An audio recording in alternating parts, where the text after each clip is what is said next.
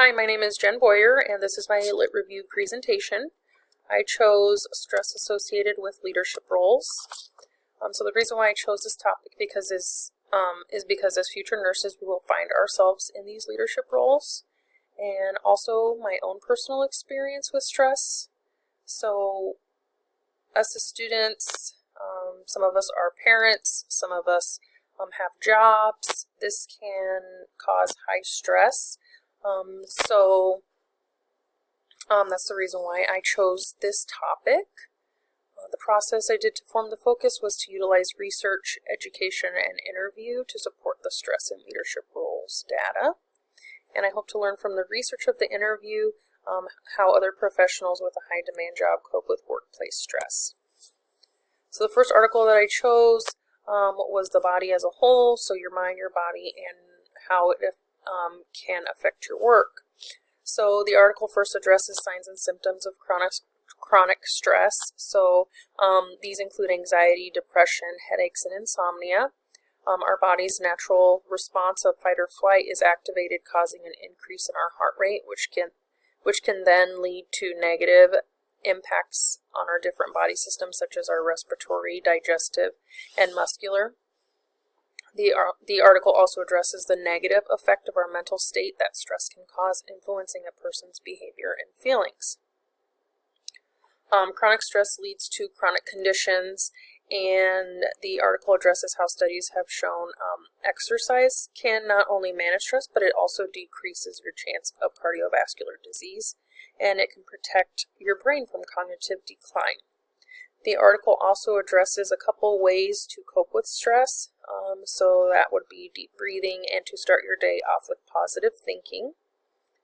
Some strengths of the article are the ideas. The ideas were very clear and concise, and the weakness of the article is that maybe provide more ways of coping with stress as a leader.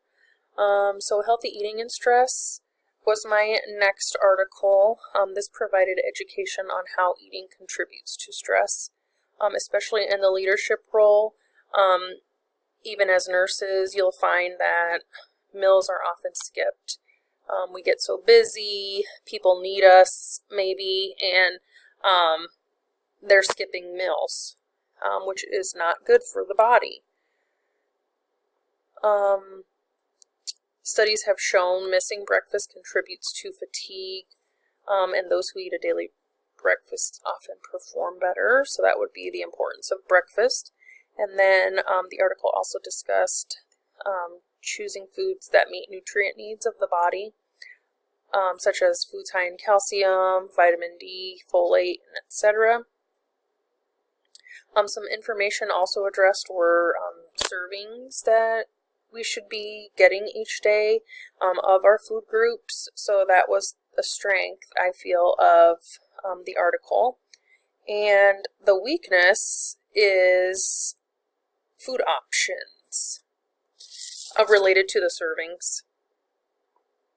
Especially when we're on the go all the time, I think that people find it easier and eat less healthy because of convenience, of like fast food places, or what can you grab right away, and it's not always the healthiest choice. And then the third article I chose was that fitting fitness goals into your schedule.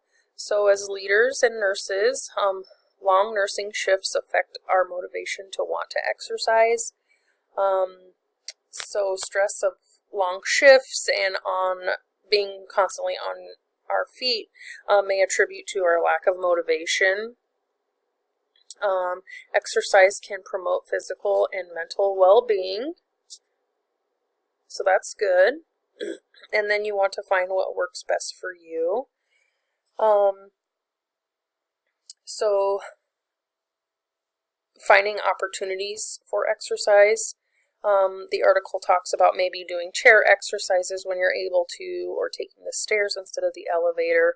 And it did also discuss those deep breathing exercises that the first article discussed. So the strengths were it offered great insight to to the issue of motivation. So relating it to all nurses, and knowing that you're not in it alone. And then maybe a weakness that I found was exercise at home or when you're away from the workplace. That's important. So it offered exercises while at work, but maybe offering some ideas for at-home exercise that one can utilize. And then the interview that I did was with the Director of Maternal Child Services at CHI Lakeside. I asked her, what stressors have you noticed working as a leader in the healthcare system? So she noticed that the way that she copes with stress can affect the environment of her staff. So if she's dealing with a difficult situation with patients, the outcomes of the team is dependent and a direct reflection of positive and negative views and the way that they choose to cope with the situation. I asked her, what advice do you have for new nurses assuming a leadership role? She said to always take care of yourself. If you cannot take care of yourself, then caring for another can be difficult.